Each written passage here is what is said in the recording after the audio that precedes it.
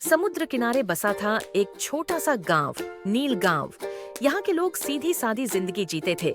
अधिकतर मछली पकड़कर अपना पेट पालते थे। उसी गांव में रहता था एक सीधा साधा मछुआरा। नाम था गोपाल। सांवला रंग, पतली कदकाठी, माथे पर पसीना और आंखों में एक अलग ही चमक। गोपाल का बचपन से ही समुंदर से गहरा रिश्ता था। उसके पिता भी मछुआरे थे, जो एक तूफानी रात में समुंदर की लहरों में समा गए। तभी से गोपाल अकेला ही अपनी नाव लेकर हर सुबह समुंदर की लहरों से जूझने निकलता। लेकिन गोपाल औरों से थोड़ा अलग था। वो समुंदर से सिर्फ मछली नहीं मांगता था, वो बात करता था लहरों से। और कई बार तो ऐसा लगता जैसे समुंदर भी उसे सुन रहा हो। एक रात गोपाल समुंदर में अकेला चला गया। आसमान में बादल गरज रहे थे, लहरें उफान पर थीं, लेकिन गोपाल का दिल बेचैन था। उसे ऐसा लग रहा था जैसे कोई उसे बुला रहा हो समुंदर की गहराइयों से।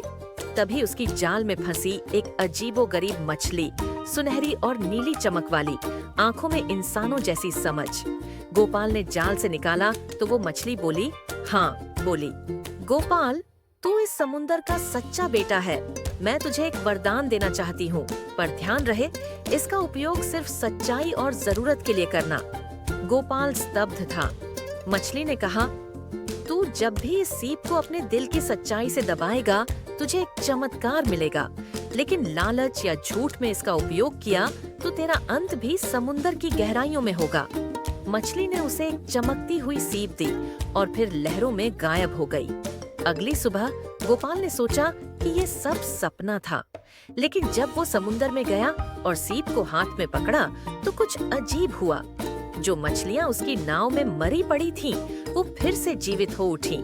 हैरान करने वाली बात ये थी कि वो मछलियां पानी में लौटने के बाद खुशी से नाचने लगीं। गांव के लोगों ने ये देखा और कहा, गोपाल के साथ कुछ तो चमत्कारी हो गया है। पर गोपाल ने चुपचाप सीप को अपने गले में एक धागे से बांध लिया।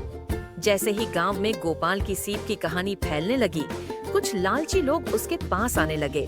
कोई पैसा मांगता, कोई सोना, कोई बीमारियों से मुक्ति। गोपाल ने मदद भी की, लेकिन हर बार सिर्फ उन्हीं की जिनकी मंशा साफ होती।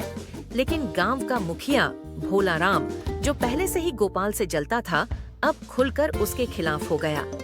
तू कोई जादूगर है क्या? ये सब धोखा है। मैं साबित करूंगा कि तू गांव के लोगों को मूर्ख बना रहा है। एक रात भोला राम ने गोपाल की झोपड़ी में घुसकर सीप चुरा ली। उसने गांव के मंदिर में जाकर सबके सामने कहा, अब देखो चमत्कार, मैं ये सीप से सोने की बारिश करवाऊंगा। उसने सीप दबाई और अचानक आसमान पर बादल छा गए। बिजली कड़कने लगी और फिर तूफान आ गया। लहरें गांव तक आने लगी।